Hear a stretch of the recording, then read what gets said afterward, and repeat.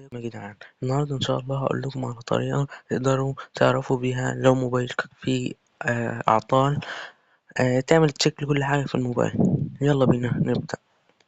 أول حاجة هتخش على الإعدادات أو السيتنج.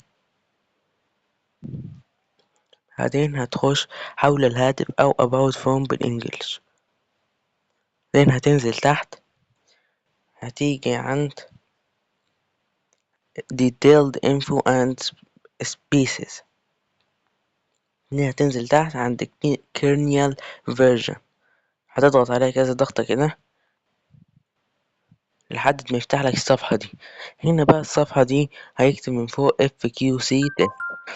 بعدين هنا لو انت عايز تتأكد من السوفت وير فيرجن يبقى هتدوس كده، هيأكد لك على السوفت وير. تدوس اوكي. بعدين هتدوس انتر فانكشن تيست، هتدوس اوكي. تمام كده بس. شايف كتب لك جنبيها بس. بعدين مثلا نجرب حاجة تاني، مثلا واي فاي. بيعمل لك اختبارات، بعد ما يخلص هتدوس اوكي. هيجيب لك حاجات، تدوس اوكي تاني. دخل على اللي ورا، اطلع بعدين.